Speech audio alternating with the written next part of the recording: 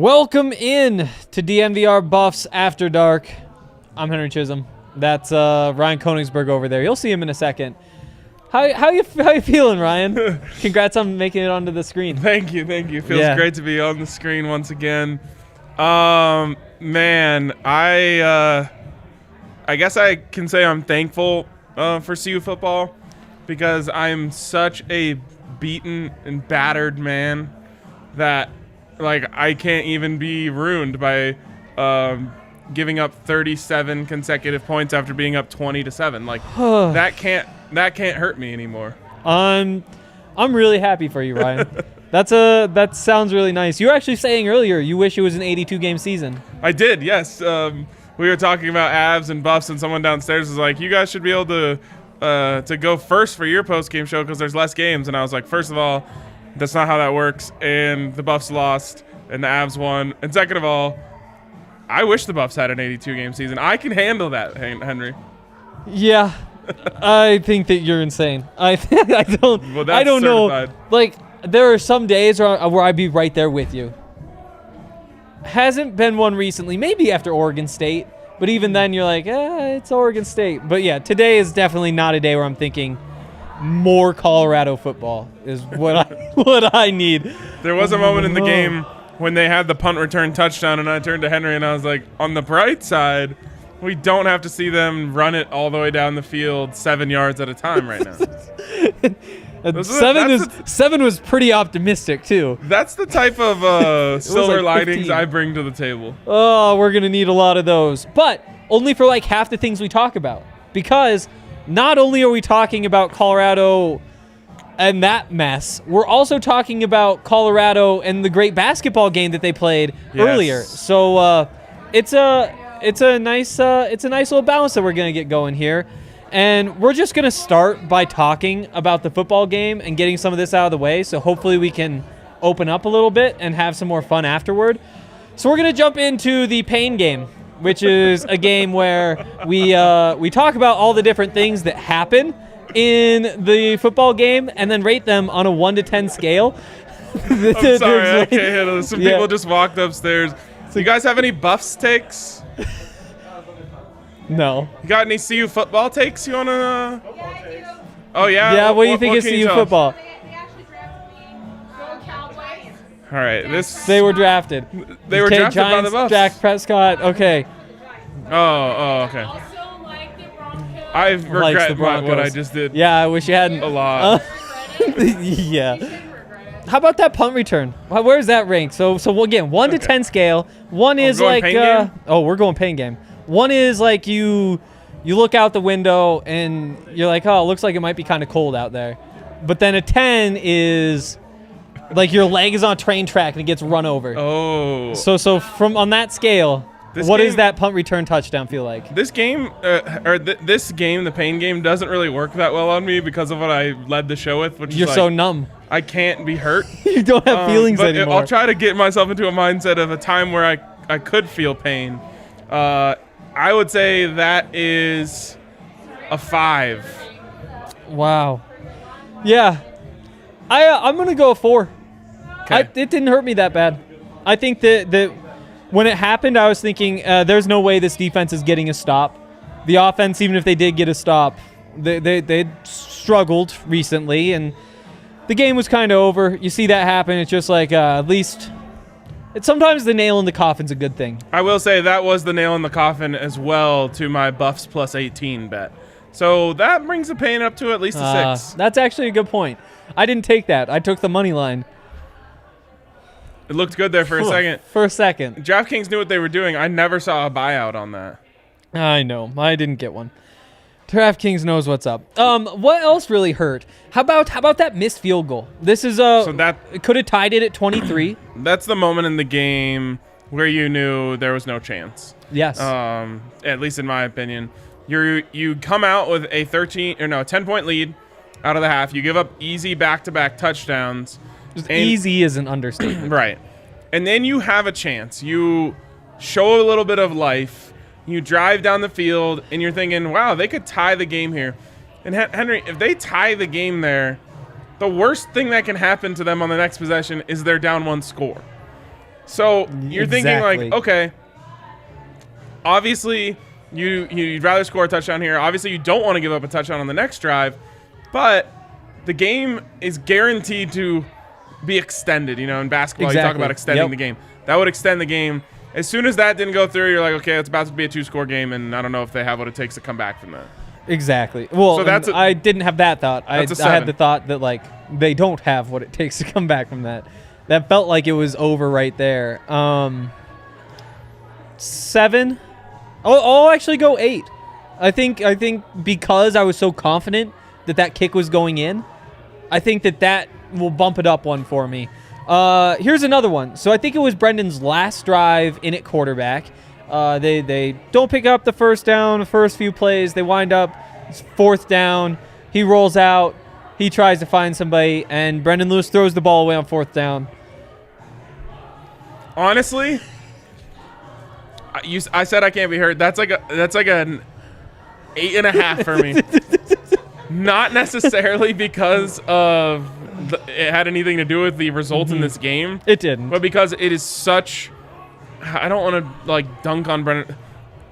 It is such a boneheaded play. It's such a lack of awareness. It's bad coaching. It's like it checks off all the boxes of really what can does. frustrate you in a football game. Brendan, I would be okay with you literally holding the ball, turning your back to the defense, and throwing it like Rocky from half court. That'd be preferable. I would be several times more down with that than I would be with what happened. Yeah.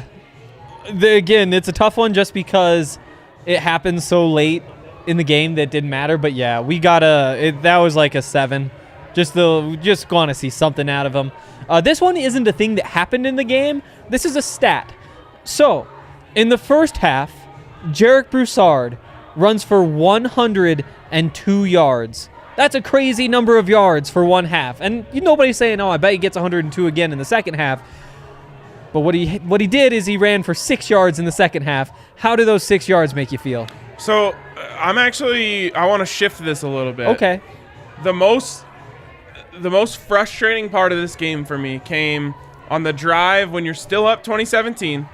So you've just given up a touchdown out of the half. They went right down on you. You come back onto the field, and Jarek Broussard, who has gone for 100 yards in the first half, is not the running back on the field.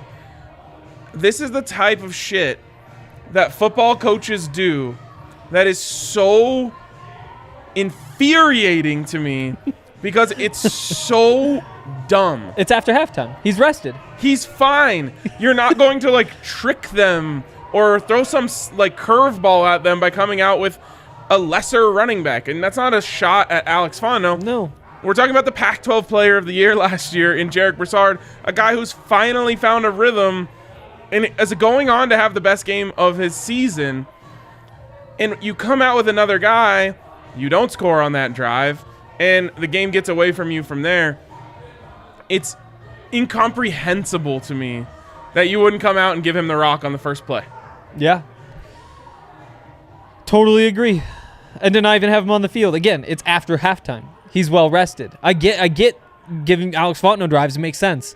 That one, though, does not. Somebody grab the mic down there. I didn't know. What is happening at this bar right now? There's... We need to up the security up here. Yaya's over here just letting people roam around like they own the place. That one guy was really interested. I do not take responsibility for this. I thought that's a Yaya move I right thought there. they were your friends. I did I too. did not know who they were. I thought Rudo invited them, and I'm like, who the hell? They are were these so people? confident. They just walked up. They were having a good time. She was about to hop on the show. Yeah, I know. live, so. You threw it to her. Terrible idea. I was just joking around. Oh God. But how about this one?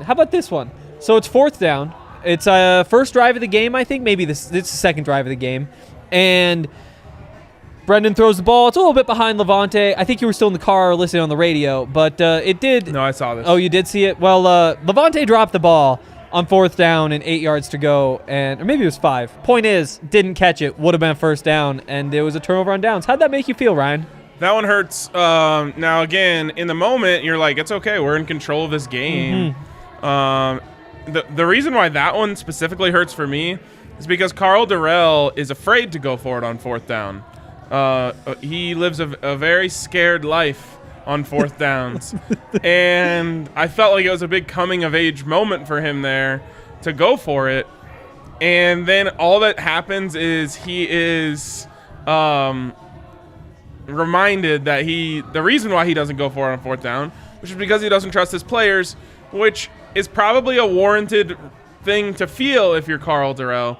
But it's just that's why that one hurts, because it's like, if you convert that, then you can look at him and be like, why haven't you done this more? When you have a dropped pass, you realize he's sitting there saying, like, why would I go for it? I don't know if those guys can make the play. Yep. I'll give it like a 6.5.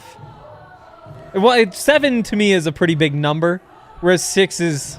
I feel like there's a big gap between 6 and 7. That fits right there. It's just not. It's not crucial. It's a 6.5. But just blowing those opportunities, in hindsight, it hurts. In hindsight, I don't remember how they ever got a stop. I know, it doesn't make any sense. After what we saw from Zach Charbonnet, at one point, Zach Charbonnet had like 5 carries for 14 yards, and Jarek Broussard was over 100. What happened at halftime? I don't know. I mean, Joshka Gustav got hurt, and he wasn't out there. I don't think that was it. Like, no disrespect to the player, but he cannot. If Joshka Gustav is the oil that makes the engine go, you have problems. And we know they have problems, but even bigger ones than the ones they have. How about let's just wrap it up with this one. How much pain did you feel in the second half anytime that one of those running backs got the ball for UCLA? I felt the same amount of pain that the Buffs were feeling as they were getting trampled. So that's terrible. Like an 8. Yeah. I want to throw another one back at you, though. Oh, okay. The pain of 37 unanswered points. When you are winning, look, teams get 37 unanswered points put on them all the time. It's usually 37-0. 37 points when you're up 20-7. Where do you rank that? I mean, that's a 10. I was sitting there thinking. Put your leg on the track. Yes. Honestly, maybe it's an 11. That sounds nice. I would do that instead. We gotta stop this. We gotta stop this. We're gonna talk about basketball. Also, want to remind you. Hold on. Okay. We need to talk about that a little more, because that's the story of this game. And I want to ask you, whose fault is it? Oh God. So I'm gonna take the cop-out answer just to start and say, take your pick. I mean, there's a dozen guys you point at. I think we saw people miss tackles, whether it was, Devin Grant missed a tackle for sure that I remember off the top of my head. Not Joshka, not Guy. Jamar missed a big tackle. I think that one turned out to be a touchdown. So you got the missed tackles on that side of things. You've got the fact that just structurally, the Buffs defense did not seem sound. And it's like maybe there was no amount that you could pack the middle of the field to stop Zach Charbonnet in that second half. It's tough to feel that could possibly be the truth, though. And the fact that he was just gashing them up the middle repeatedly for 12 yards a carry for 2 drives in a row, I mean, you got to put that on Chris Wilson. And then at the end of the day, you've got Carl Durrell hovering around in charge of everything. And when things don't work, again, you look at the players, and then you say, well, the coaches too, and then you go all the way up to the top guy. And when they struggled 37-0, and that's just the defensive side. Offense, I mean, the play calling, like, get the ball to Jarek. Also block for Jarek. Yeah. Stop letting Brendan just get chased around. And Brendan, don't run 15 yards backwards before you get sacked. So, I mean, take your pick. There's options. So for me, it's got to be on Carl Durrell. Okay, yeah. And I'll expand here in a second, but you cannot get that thoroughly outcoached at half. And I've wanted to put to bed the idea of halftime adjustments. They're a little more real in college football than they are in the NFL. The NFL, you have 12 minutes. I don't know if you've ever tried to like make a little snack or go to the bathroom during an NFL halftime. You barely have time to do that. It's crazy. Like one sandwich and a pee. It's basically what You got. think you Tom. can get that off? I think I can. Wow. I think I can. Wow, that's impressive. I mean, you can slap a couple slices of turkey. Haven't been drinking too much. Right. Yeah, right. okay. The NFL doesn't have halftime adjustments. College football, you can adjust, and Chip Kelly made that very clear tonight that you can adjust during halftime because they came out and said, okay, well, let's just send blitzes, send pressure. That'll plug up the holes for the running back anyway, and Brendan Lewis can't handle it. Meanwhile, on the other side, let's just run it down their faces for the rest of the game. And I'll be honest, at halftime, I was prepared to come on this show and say, like, I've been too hard on Carl Durrell. He's done a really good job developing the football team.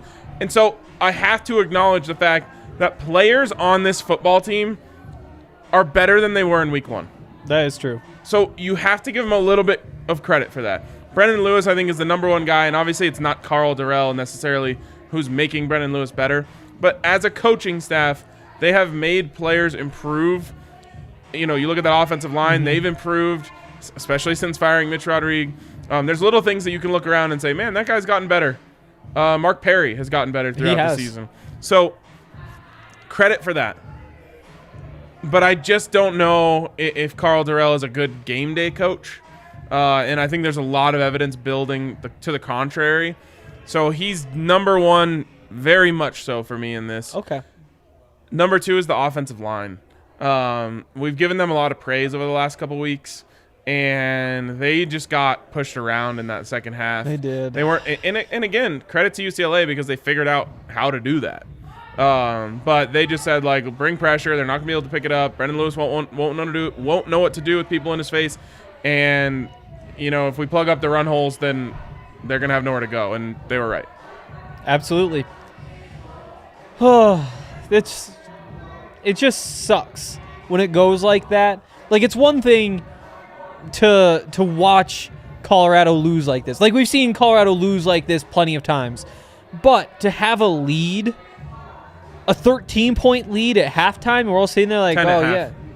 Yeah, that's right, 10.5. They did give up that. But, yeah, to be sitting there in that moment and then have this happen, it's just right back where we were. I just remember, and someone in the comments said, is a 1 step forward, 3 steps back kind of night. And I think that's a really good way of putting it. Yeah. By the way, remember how I said I don't remember how they got any stops? Mm-hmm. I just remembered one, and it makes a lot of sense now. What? They got a stop because they threw a touchdown pass, but the wide receiver stepped out of bounds on his way before he caught the ball. That's right. That feels fitting now. That does feel fitting. That does feel fitting. I didn't think of the drops, the interception with Mark Perry. Yeah. Yeah. Yeah. Nate Landman's not going to be here next year. Nope. You can't.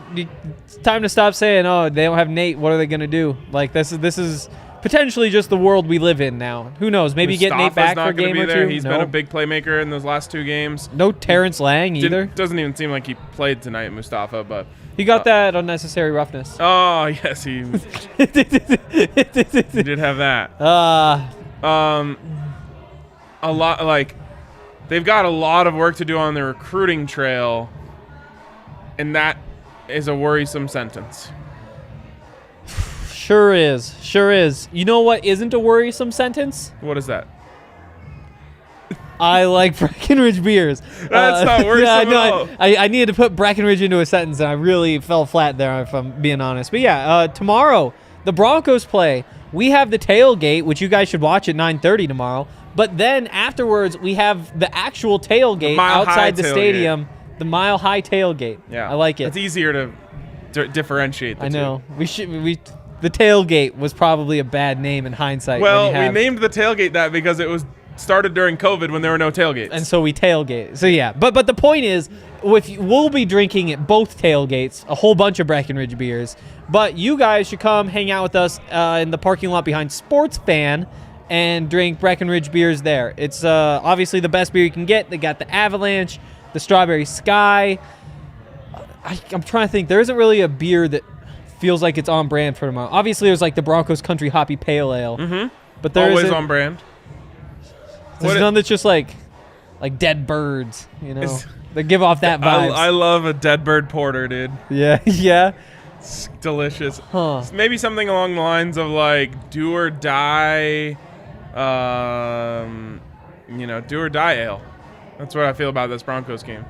Okay, so we're going to come up with our own beer. But in terms of right now, just go check out some of the other ones we mentioned. They're seriously really good. You can't go wrong. And also, DraftKings Sportsbook, they have an awesome special for new users this week. All you got to do, bet $1 on either team to score in any NFL game. You'll win $100 in free bets. If they score, you score. You got to use promo code DNVR. I've got a bunch of bets that I'm going to make tomorrow. They also, what is it? I think they said if you bet $50 on same-game parlays, you get a $20 free bet. Okay. So here's my strategy. 5 $10 same-game parlays at plus 400 odds. So if you hit one, you break even on those, and you just get your $20 free bet. You hit two, you come out ahead. And if you play with like plus 425 or so, then you just need one to... Speaking of bets, Yeah? our Nevada Wolfpack has tied the game. No way. Yeah. Oh, that is great news. If you guys were hanging out with us at the DMVR bar, which there's like 3 people in the world who can say they were there for that conversation, but who knows? You would also And be in on the Nevada Wolfpack. Those girls who came up here earlier might be in too. Those were women, Ryan. Those were women. So true. those moms who came up here earlier. Download the DraftKings Sportsbook app now. Use the promo code DNVR. Bet $1 on either team to score and win $100 in free bets. If they score, you score with promo code DNVR. This week at DraftKings Sportsbook, an official sports betting partner of the NFL. Must be 21 or older. Colorado only. New customers only. Restrictions apply. See DraftKings.com/sportsbook for details. Gambling problem? Call 1-800-522-4700. All right. So this next game is called the Stock Report. And the way that works is I'll throw a name out there or group out there or just throw something out there. We're going to say stock up or stock down. And then are we buying or selling? It's a great game to play along in the chat. If you're watching on Twitter, jump on over to YouTube so we can see your comments and see what you guys have to say.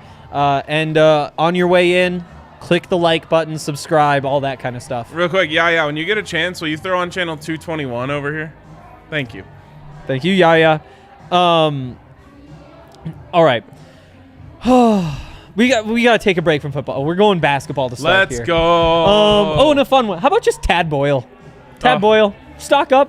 Who do you say stock up for Tad Boyle? Man, that's one of those stocks that it's like Apple, right? It just keeps going up. Exactly. It never goes too high, too fast. Just a steady climb. The stock's up for me, man. It's just a little up. It's just always trending a little bit up. He's working really, really, really hard to get this group to buy in. And not necessarily buy it, but buy in might not be the right word. To understand what it takes to play basketball at Colorado. Yep.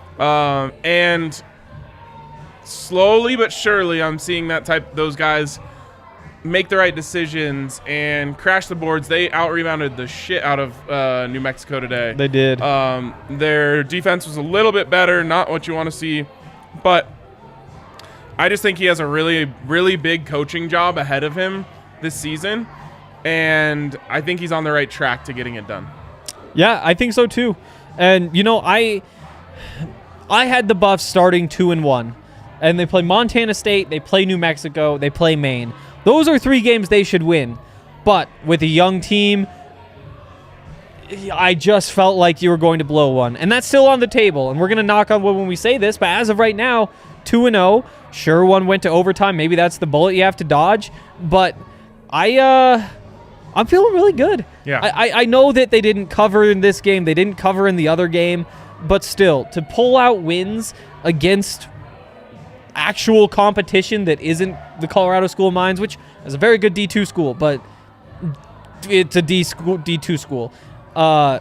It's a great way to start the season. And I'm just fired up about everything that's going on there. I completely agree. Look, no one wants to see you go to overtime against Montana State, but I've said this before, I'll say it a million times. Learning and winning is the best thing you can do as a young team, or really as any team. But as a young team, learning and winning is the way to go. And they learned and they won, and they showed each other that they can get themselves out of a jam. Yeah. Now, again, as you grow and mature, you don't want to get yourself into jams. Mm-hmm. But they prove to each other that they can close, and you know what they did today? They closed the hell out of that game. Yep. And I don't think it's a coincidence there that when the clock, struck 4 minutes, those guys looked each other in the eyes and just said, like, we got this. Yeah, I think so. I'll buy Tab Boyle stock. I will too. It's just a good, sturdy investment. Yeah, Francois in the comments said, Tad stock, a strong centerpiece to any portfolio. Yes, exactly. Let's stick with basketball for a minute. We'll get to some football stocks in a second, but again, those are so sad right now. They are sad. Neat Clifford. Oh man, I'm hammering that stock. Now I will say, know. it probably dipped a little bit today, and I'm buying the dip. Yep, for sure. It's not like he had a bad game. Do you have the stats in front of you? Yeah, he was 2 of 6 from the field, 4 of 4 from the line, 7 rebounds, 2 assists. 3 assists. These lines are screwing me up. 1 assist, a We're both turnover, drinking water, by the way. 2 Have been. blocks, and 8 points. Yeah, I haven't had alcohol all day. This is just who I am at night. Wow. Yeah, so, I mean, a very minor dip in the stock, just because, to me, the Montana State game, I thought he was the best player on the floor for the Buffs. So, it dips a little today, but I'm buying the dip for sure. I love that he is shooting the ball confidently. Like, he's not necessarily a great shooter, but I always say this: if you're on the floor and you are open, you have to shoot the ball, and he's doing that, and I appreciate that from him. Yeah, definitely. I'm also buying. He's, like you said, he was the best player on the floor in the first game. And again, this is a down game for him. He shoots 33%, 8 points and 7 rebounds. That's solid from your sixth man. Yep. That's solid. And I'm sure what Tad will say is something along the lines of, like, the ball's not always going to go in, but you can always defend and you can always rebound, and that's what Neek did today. I'm sure that's what Tad said. I had to leave early, so I didn't get to hear what Tad said after the game. I'll go back and listen later, but I imagine that's something along those lines. At some point, that probably came up. Yep. Yeah. Keyshawn Bartholomew. 7 turnovers tonight. He had such a clean game the first time around. There was one really loud turnover at the end, but only 2 turnovers total in that game. Still, though, puts up 20 points. Yeah. Career high, I would assume. 3 of 4, yeah. 3 of 4 from 3, 5 of 10 from the field, 7 of 8 from the line. It's still, can we call it a good night when he has 7 turnovers? Yes. I'm glad. I'm buying. It's up, and I'm buying. And the reason why it's up for me is there were moments in that game when the Buffs just needed a bucket. Mm-hmm. And it's like, okay, you got a little run coming. Maybe they got close. Maybe they tied it up, I think, at one point. Yep. And Key was the guy who put the ball in his own hands. Obviously, he's the guard. And just went and got it for him. Mm-hmm. And to me, that is I'll call it the Kinneyage. The Kin lineage. Wow. Of him kind of following in the footsteps of McKinley Wright, learning under him for 2 years, and just knowing, like, hey, man, if you're going to be the point guard of this team and you're going to have the ball in your hands, you're either going to have to go get a bucket or make a play for someone to get a bucket in these moments. And multiple times tonight he did that. And the fact, we can just start calling him 3-Sean because he is a bucket from deep right now. Mm-hmm. And that is so big. And honestly, gives a wrinkle to this offense that they just didn't really have in the McKinley Wright era, which is funny because McKinley's like knocking them down like crazy right now. I know. But it was never consistent from him. Mm-hmm. We're 2 games in.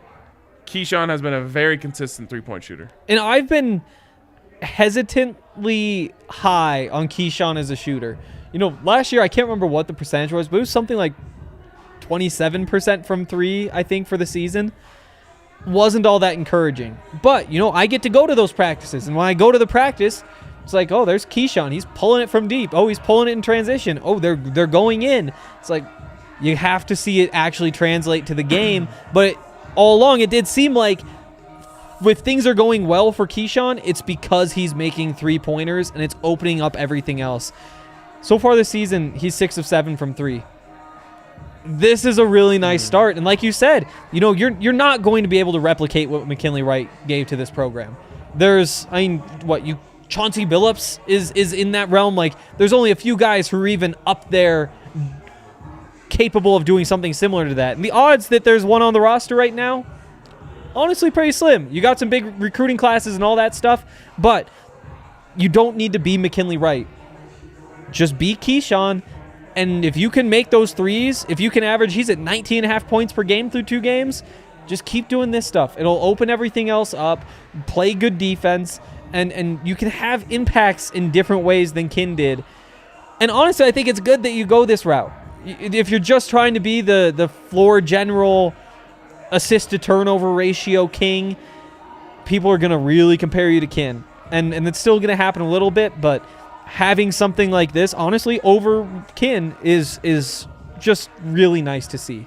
Yeah, he's just really good. Like, to me, it's like you needed him to take a step forward this year. He did. And to me, it's very clear that he took that step forward. And I think he's a 3-level scorer with his length at the rim. Now, it's never gonna be easy for guys his size around there, but for him to be able to get you buckets on a night in, night out basis, which it looks like he's going to be able to do, is going to change his team, because you look around and most players on this team can score, and that's huge. It is huge. It is huge.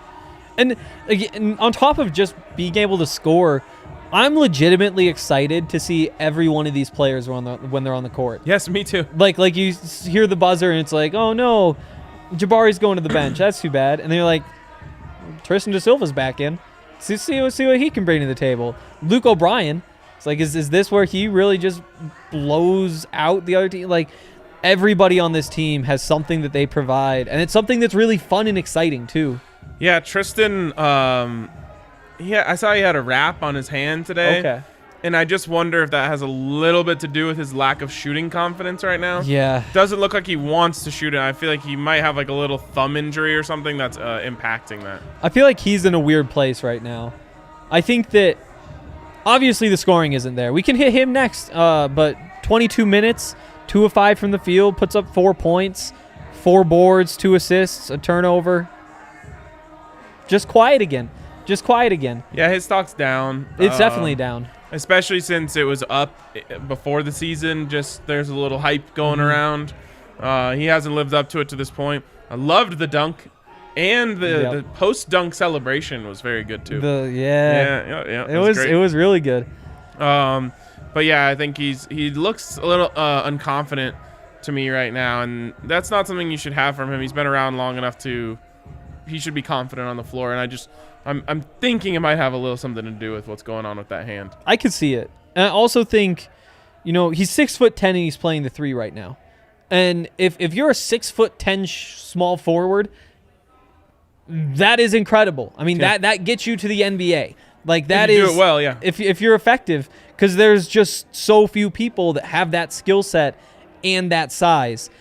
And I do think that skill set just isn't quite refined enough. He's just not quite getting those shots. And I think it'd be beneficial for him to be down in the post more, playing the 4, using that size closer to the rim and kind of battling down there. Get yourself a chance to get some easy points, to grab some boards. But when you look at who else is on this team, you've got Evan, you've got Jabari, and Tristan. All 3 of those guys have to start. And if they're all going to start, it's pretty obvious which positions each of them needs to play. And so I don't think that anything needs to be changed, but I do think that, we saw the dunk when he was able to get inside. I think the other basket he made was a little tip-in underneath too. And the more that he can be around the rim, the better. And I'd kind of like to see them stagger some of those minutes a little bit more and just play him at the 4 a little bit more, even though that kind of cuts into Lawson Lovering's time. It's tough. It's tough. But these are the problems you see early in the season. It's a good transition into Lawson, who I think confidence is the problem for him too. Yeah. Now, it's a different type of thing. I don't know if he's confident in what it's like to play at the college level right now. Not necessarily he's not confident in his game or anything like that. He's raw. He's really raw, but he's thinking. Every movement is like really like he gets the ball and he's like going into like 3-point or what a triple threat stance. I remember they used to call it, and he's just like very fundamental, like catch, turn, hand off, like all that stuff. He's not quite just saying like, oh, right, I'm 7'1" and I've been just balling my whole life. I can just go play basketball. And it's like he has that little kind of push shot that he uses where it's like, if you just stand up straight, first of all, put it above your head, well, all of a sudden that's 2 feet higher than where you're shooting it from. You don't have to worry about being contested. And stuff like that where, you know, when you come from Wyoming high school basketball as somebody who's 7 feet tall, it's pretty easy to score a lot of points. You can just kind of reach over people and put the ball in. That doesn't happen anymore. And so it's figuring out how to do that, how to work within an offense instead of, you know, again, Wyoming high school basketball, get the ball in the post, probably just put the ball in, or you get triple teamed and you make one easy pass and somebody's wide open. Yep. It's different in college. And I think he's just super raw, but again, so skilled, so talented. I mean, you can't coach being 7'1". Like, it's going to come for him. It just hasn't yet. He's not a stiff, but he's playing really stiff right now. Yeah. And so I just think it'll come with time. Just stand up straight. Stop with that. Stop with that. I like that. I like that advice. Yes. Puff your chest out. Who do they have next? Maine? Maine. Maybe that's a chance for him to just like go out there, score 12 on, 5 of 6 or something. It'd be nice. And get it rolling. I hope so. Yeah. I'll buy more stock. It's gonna come around, and I'm just gonna keep buying these dips. All right. I'm gonna buy. I'll buy. Okay. It's tempting to let the dip. I don't know if you can find me dippier. someone who I'm not buying on this team right I know. now. Oh, let's transition into football then. Oh, cool. Let's sell some stock. There Actually, we go. let's just hold on to it and pray it doesn't go any lower. Oh yeah, sell it for Real nothing. quick, KJ Simpson, buy. So much buying. He's 8 rebounds. 8 rebounds for For a KJ bench Simpson. guard. A bench point guard. He's like 6 feet tall. One of my favorite moments in the game is he's sprinting down the court with the ball and he kind of dribbles himself into his bad spot or whatever, but they get out of it. And Tad's like, hey, slow it down, slow down. And KJ's like, yeah, I got you. Next time he gets the ball, he's just racing down the court again, like kind of gets himself into his bad spot, then dribbles out of it and gets it out to the top of the key. And I'm just like, oh man, this guy, when he realizes how to like rein in all of his energy and exert it in the right areas, he's gonna sprints be everywhere. So awesome. He just tries so hard. It's amazing. Yeah, you can't ask for much more than that. Again, if you have somebody who's just constantly sprinting everywhere, why not let it be the backup point guard? Like, you see so many bench units that are just stagnant and boring. He will be flying around. He's going to try to get to the rim. He's going to be making some passes he probably shouldn't. There's going to be some messy plays, but there's going to be points that come from all of that too. Absolutely. I think you made the comp to Philip Lindsay. Yes. In the preseason, and I don't know if we're allowed to reuse the nickname, but he literally looks like a Tasmanian devil playing basketball. He does. It's 100% what he looks like. He's just whirling around. Like, even his those rebounds, they're just like see ball, get ball. Like, you know what I mean? He's crazy. like, I gotta go get it. Dude, I love that kid so much. Okay. What else? Let's bring ourselves down. Let's go down into the dumps. All right, chat. Get ready to get sad. Woo. Here we go. Let's throw Brendan Lewis out there. Why not? Start with the quarterback. 17 of 26, 158 yards. A good night by his standards.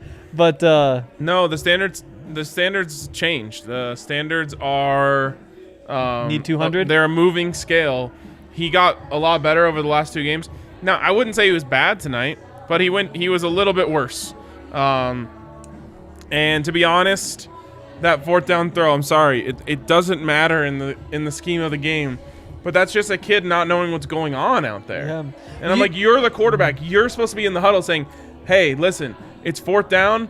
So if there's nothing there, get downfield. I'm going to throw it up for you. Like, it's your job to get everyone else on the same page. Yep. You cannot walk over to the sideline and toss it away. Nope. So his stock's down. It looked to me, my first thought was that it felt like one of those plays, like in a basketball game, where it's like the end of the first quarter, and Austin Rivers or whoever has the ball, and they're at half court, and they can either throw the ball up and hurt their shooting score, percentage, or they can wait until right when the buzzer sounds and get it up and make it look like they tried. And that was my first thought. Not that that was actually what he did, but that's what it felt like. it's the best It might, case I've heard for why it happened. right? And that is so frustrating. It's It is. so unbelievable. You don't do that in football. You never do that in football. No way they're going for this. Okay, we got to watch San Diego State below this play because San Diego Fourth State. and 4 on their own side of the field. 2 minutes left. Oh, Converted. they got it. Damn. Uh-oh. But yeah, I mean, the stock is down. Again, I mean, you're the quarterback. And 80% of the time, your stock is going to go up in a win and down in a loss. Because that's kind of the way that position goes. And again, if this game had happened, say Arizona week, you're getting ready for that Arizona game, but actually you're getting ready for this UCLA game, and Brendan goes out there and does this, you're like, okay, there's a lot to like here. But like you said, we're past that point now. You got to get to 200. You got to put more points on the board. You got to put any points on the board in the second half. And some of that's on Cole Becker for missing the kick. Yep. But yeah, stock is down. Buy or sell is a tough question right now. So let me just be clear about the stock. It was all the way down here. Yes. And it came all the way up to like here. Yes. And now it's just here. Absolutely. So I'll buy. Okay. Because like I said at the beginning of the show, this is a kid who has consistently gotten better. This is really his first step back. And it was a very minor step back, but this is really his first step back in a good few weeks. So he, to me, looks like a kid who can play ball for the first time. You know, in the last few weeks, he's looked like he can play in this conference. Yep. So I have no reason to believe that he's not going to keep getting better. Yep. I think that's a good take. Do you think he's the starter next year? See, that's what's going to be really Yeah. interesting about all this. Yep. Is he can make all this progress and Still be a step behind JT Shrout. still be a step behind JT Strout next year. And then maybe he wants to keep playing because he got better when he played, and he could transfer. Like, that's a possibility in all this. But if I had to guess right now, I'll say yes, he is. All right. Daniel Arias. 4 catches, 70 yards. The 42-yarder down the sideline is the one that we'll all remember. He's like level with the DB and then pulls away just enough to reach out in front, like pick the ball. It was below his waist. Flips it up to himself a little bit. What a grab there. I mean, 4 catches, 70 yards. That's a great day for Daniel Arias. And stock is obviously up. Yeah. Any interest in buying it, selling it? I'll buy some. Okay. Yeah, sure. Okay. He looks like a guy who Brendan Lewis trusts. True. That has to come from somewhere. Yeah. And so, you know, I'm believing in him a little bit. I wish there was more. Why can we not go down the field more downfield shots? In fact, the best downfield shot of the game, other than that one, Brendan Lewis thought there was an offside penalty, which the guy was like 6 feet offside. Somehow they didn't snap the ball in time to get him while he was over there. Again, Center needs to see that and snap it regardless. that is the number one difference between good and bad teams, I swear to God. Yeah. Good teams get it every time, bad teams never get it. Oh. That's one for me where it's like you just do that all the time. Single coverage, throw it up for Arias or throw it up for B. Rice and just see what happens. How does the center not snap that ball?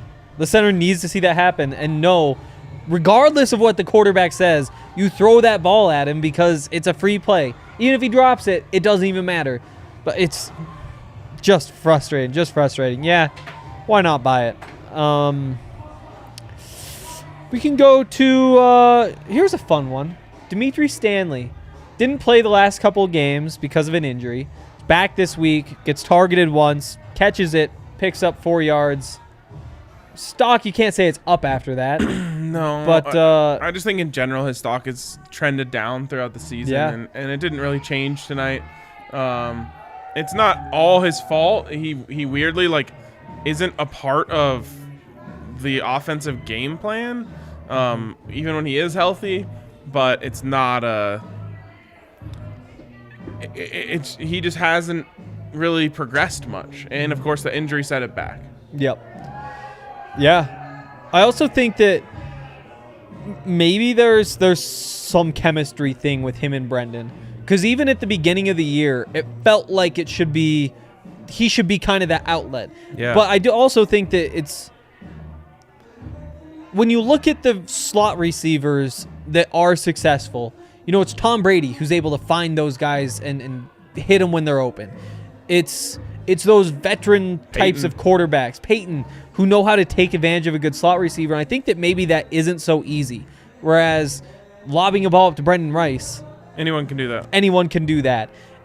And on top of that, with Dimitri not playing in these kind of breakout games for this offense, put him behind the 8 ball. Exactly. Anymore. And so I'm going to buy stock because coming into the season, he was the number 1 receiver. I mean, he was all Pac-12 honorable mention preseason. And right now the stock is low. We've got 1 year left. I think this offense is going to progress, whether it's because Brendan continues to improve or because they wind up with a better option at quarterback. I'll buy some Dimitri Stanley stock. We can, how about Jarek? 16 carries, 108 yards. It's up. Yeah. I remember like 3 weeks ago, I said like I'm finally starting to see that burst return for him a little bit, and it's really encouraging. Yep. There it was. Although I do not know how he keeps getting caught from behind. It's one of the most mind-boggling things. I told you, I'm like, if he were a Madden player, he's like 99 acceleration, 89 speed. He just bursts through the gap. And when I saw that there wasn't anyone coming across the field with a good angle at him, I'm like, oh my God, he's actually gone this time. And then he gets caught from behind by like number 38. You can't get caught from behind by number 38. Might have been 34. Might have been 24. I don't remember what it was. You can only get caught from behind by like number 6. It's unbelievable. How? Yeah. It's got to be like a running joke in the film room. Although like when you lose, there's probably not as many running jokes in the film room. But it's unbelievable. His stock's still way up tonight. Way up. Is he hurt? Was he hurt in the first half? Like what the hell? I don't know. This has happened multiple games now where I'm like, oh, Jarek's back. 151 last week. And then he doesn't get the rock as much as I feel like he should in the second half. Yep.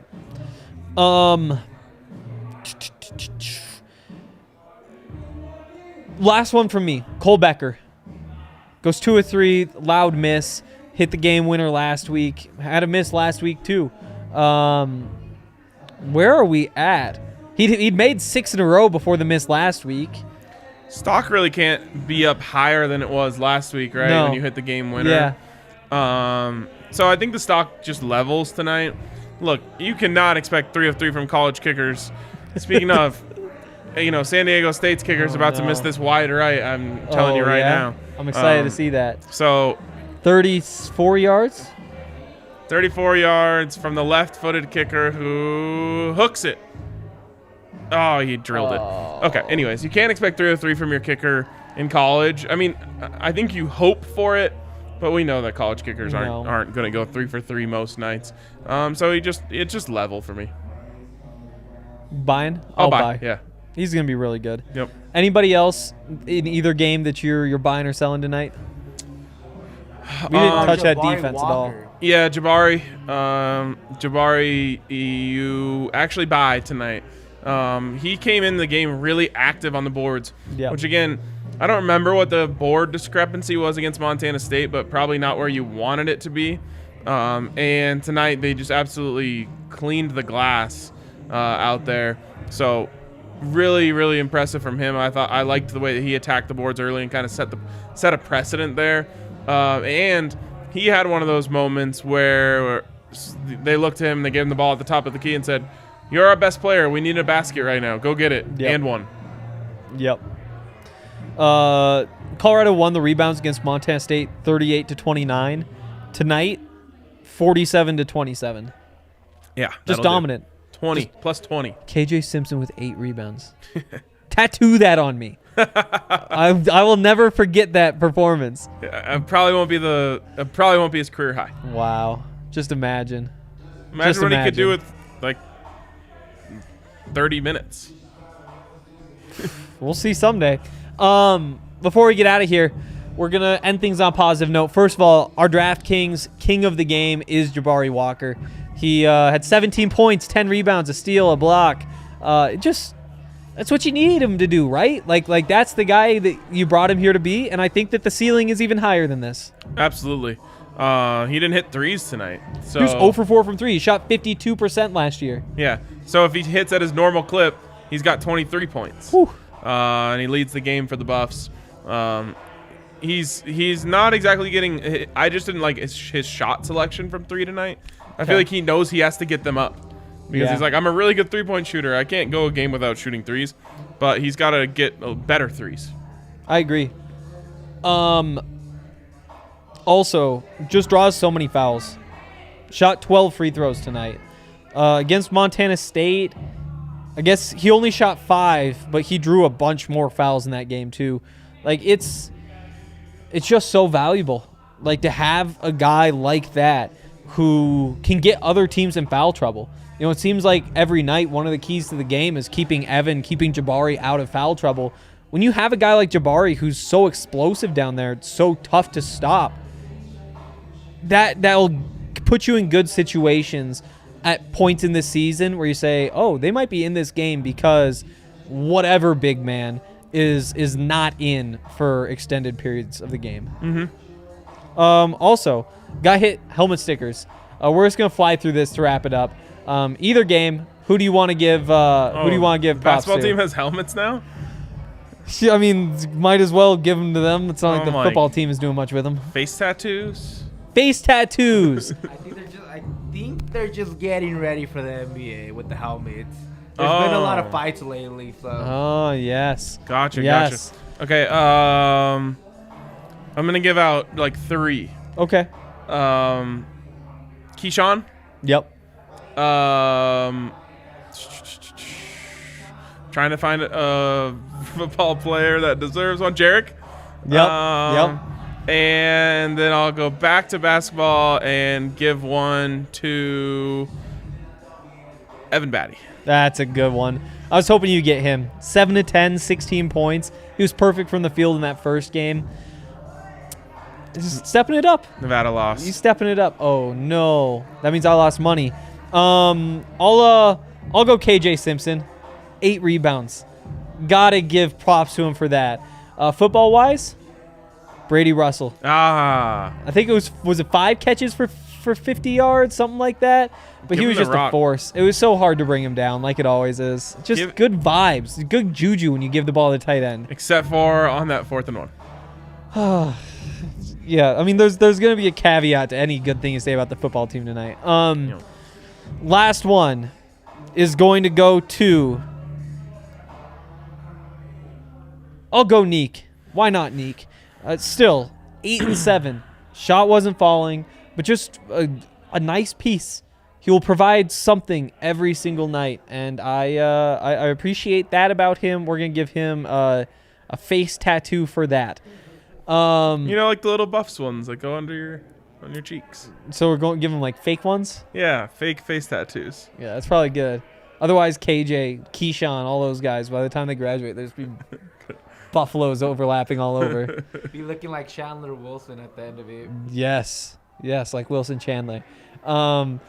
That's who that was. That's who that was. Dude, I am so out of it. I am a horrible security guard today. I am horrible at talking. I mean, Chandler Wilson is just like, I mean, that's a name too. It could Chandler be. Wilson is some like rapper or something. Yeah. You look like one, so it could be. We'll leave it at that. Shout out to Ryan for being here. Producer Yaya behind the scenes. We'll be back on Monday with more on the DMVR Buffs podcast. We'll see you then.